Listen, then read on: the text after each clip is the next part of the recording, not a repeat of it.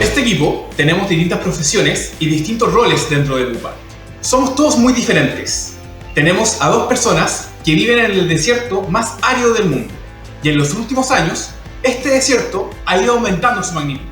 Pero cada uno, desde su mirada y con distinto enfoque, vamos a trabajar en el cambio climático y en la reducción de CO2 en el programa Eco Disruptive 2021.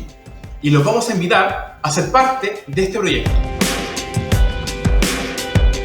Siempre escuchamos hablar mucho del cambio climático, del calentamiento global y de todos sus efectos, pero hay cifras al respecto que hablan por sí solas. Por ejemplo, ¿sabían ustedes que los últimos 5 años han sido los más calurosos de la historia? De hecho, en Santiago, el año 2020 fue el más caluroso, con el promedio anual de temperatura más alta. Increíble. Y el 98% del calor adicional generado como consecuencia del cambio climático va directamente a los océanos. Y a medida que aumentan las temperaturas, los océanos evaporan más a la atmósfera, provocando lluvias. Y ese mismo calentamiento que provocan lluvias ocasiona sequías sobre la Tierra. De hecho, el 72% de la superficie de Chile sufre algún tipo de sequía. Además de esas cifras, nos gustaría contarles muy en simple qué es lo que es el cambio climático, el calentamiento global y cómo se relacionan estos dos conceptos. ¿Qué es el cambio climático?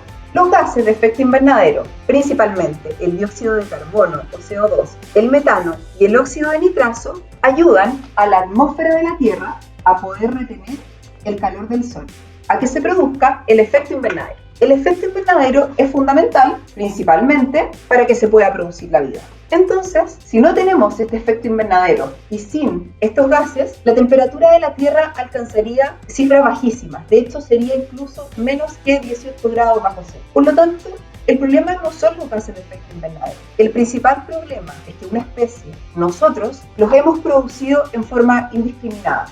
Principalmente el dióxido de carbono o CO2. Esto ha generado que las temperaturas de nuestro planeta hayan subido muchísimo y que se haya generado el calentamiento global, que es la causa del cambio climático. Y si nuestro clima cambia, ocurren fenómenos tan peligrosos como los que nos relataron Carlos y Raúl. Pero entonces, si sabemos que nosotros, como humanidad, hemos sido los grandes responsables del cambio climático por la excesiva producción de CO2, creo que hay muchas cosas que podemos hacer en nuestro día a día y desde nuestras casas para disminuir nuestra propia huella de carbono. Absolutamente, Matías.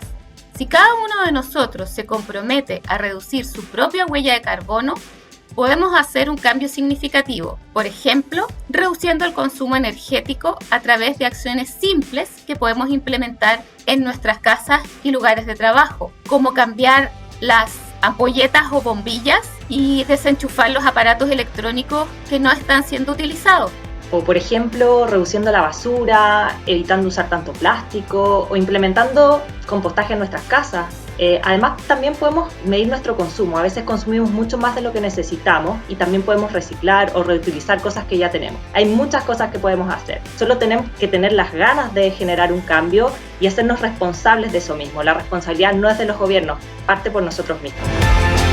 La invitación que queremos hacerle a cada uno de ustedes desde su realidad es que se comprometa con ir implementando acciones que nos permitan reducir la huella de carbono e ir tomando conciencia de todo lo que significa y cómo nos impactará el cambio climático.